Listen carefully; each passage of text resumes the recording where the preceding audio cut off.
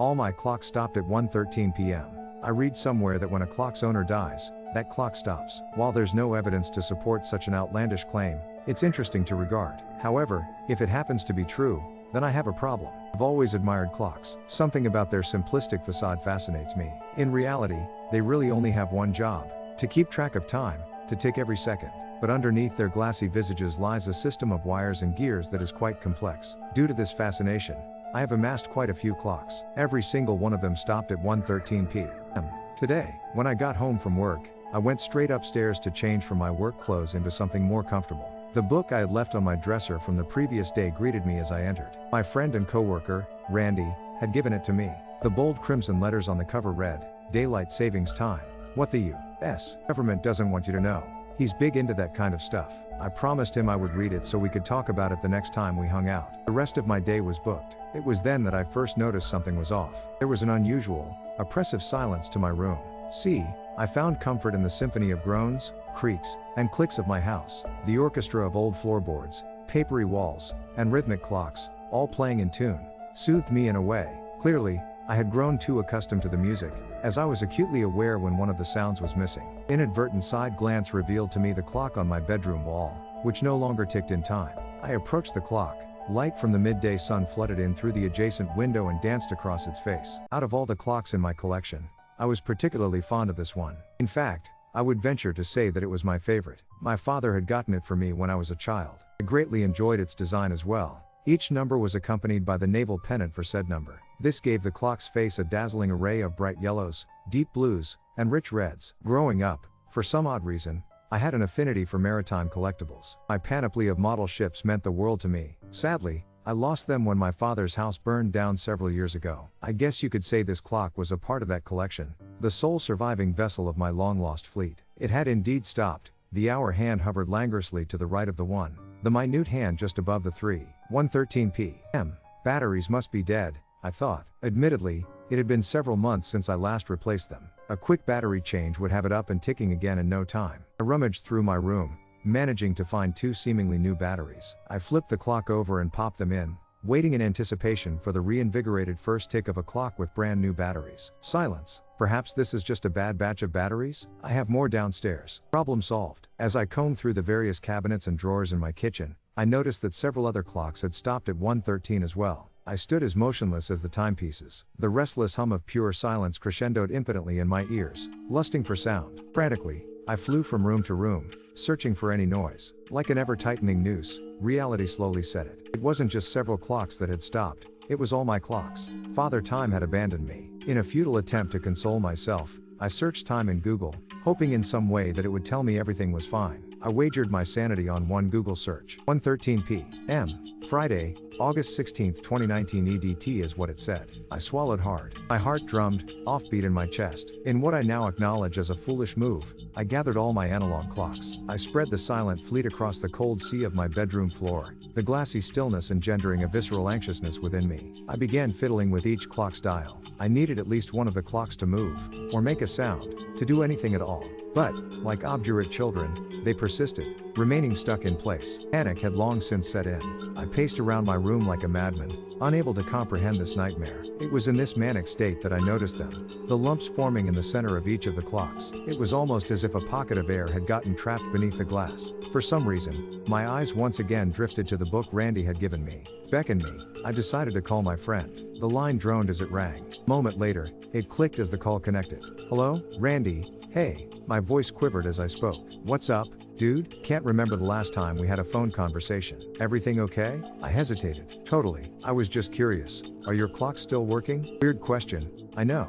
I forced a laugh. "What kind of joke is this, man?" "Indulge me," I replied. He huffed. "Yes, my clocks are still working." "What's this about? What time is it?" 2:30. "Are you sure you're okay?" A sound from the floor derailed my train of thought. My heart skipped at the prospect that the clocks had started again. I soon realized that this sound wasn't anything like the steady, melodic tick of a clock. This was the sound of something living, organic. It was squelchy, repulsive, and it was coming from the clocks. "I have to go. Thanks, Randy." "Hold on." I hung up before he could finish. The sound suffused the air around me. Within the span of my phone call, the protrusions had swollen to an obtrusively large size. I stared down at my favorite clock, watching as its design stretched taut over the emaciated face that now revealed itself. This thing's other limbs, of which there were far too many, followed suit. They sloshed and gurgled as they emerged from each of the other clocks, continuing this preternatural birth. I thought that maybe if I separated the clocks again, I could stop this, or at most slow it down. I attempted to grab one, only to have my hand phase through it like it was some horrendous hologram. A concoction of revolt and unease brewed inside me. I no longer cared that these were my most treasured and expensive clocks. I just wanted to stop this. I wanted to destroy them all,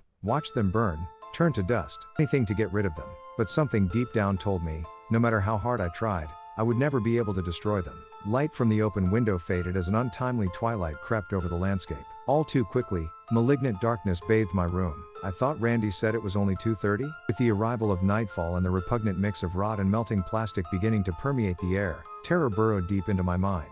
Despite the inky void that now lay before me, I could make out several of the thing's limbs, swaying uneasily in a non-existent breeze. Its head shook in listless, uneven motions. It had grown substantially in the mere seconds it took the sun to retreat. This thing would manifest very soon, and I didn't want to be there when it happened. I fled downstairs and hid in the guest bedroom, which coincidentally was right beneath my room. I did the only thing I could think to do at that moment. I called Randy. So now you want to talk? What is up with you, dude? You're not acting right. Something's coming after me, Randy. You've got to help me. It came out of the clocks, every one of my clocks. There, melted. It's in my room. Something horrible is coming. Slow down. I can't understand you. What happened to your clocks? Just get over here as soon as you can, please, and bring your 12 gauge. I'll be there. Putrescence clogged the air as the creature's smell invaded my hiding spot. I fought back the urge to gag. It was about the same time it started making noises. Keening, whiny and high-pitched, laced incongruously with low, booming undertones. It was almost finished. My phone began vibrating in my hand.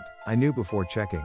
It was Randy. Randy, where are you? I whispered. What do you mean? I've been knocking on your door for like 2 minutes. Is it safe for you to come to the door? The noise from upstairs hadn't become loud enough to drown out the sound of someone pounding on my front door. If Randy had indeed been rapping on the door, I would have heard it. Randy, there hasn't been any knocking. I don't understand, he responded. Try the knob. Through the phone, I could hear the doorknob click as Randy entered. It's unlocked. I'm running upstairs right now, he said. The truth hit me like a freight train. He wouldn't find anything up there. There's nothing here. I've had enough of this. Just tell me what's going on.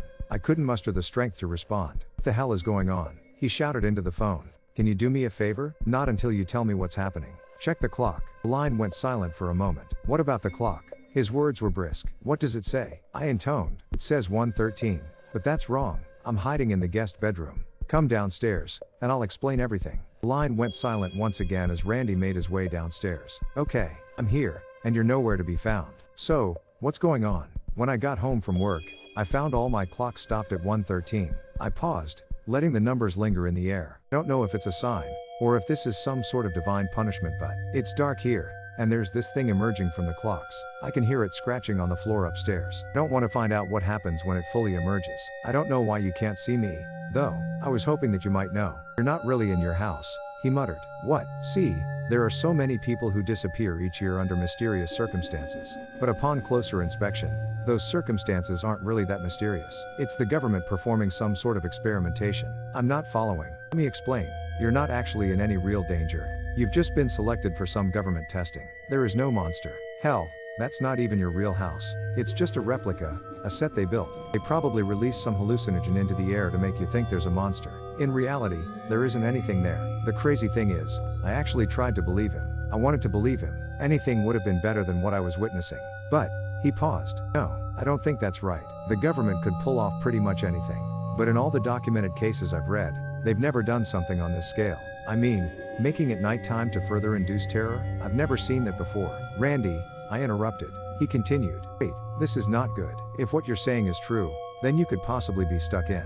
Farewell. I hung up. Seconds later, my phone began vibrating. I didn't answer it. I didn't want to hear the rest of Randy's theory. For some reason, I thought that the situation was salvageable. I couldn't risk him masticating the morsel of hope I still had left. But things were already getting worse. I heard the creature take its first steps. They were clumsy and uneven, like those of a newborn fawn. It soon began screaming, not aloud. Inside my head, agonizing, eardrum-rupturing wails reverberated off the walls of my mind. After a while, the screaming stopped. Instead, it now makes the sound my clock used to make. Tick-tock, tick-tock, tick-tock, so accurately, that when it first began, I thought the clocks had started again.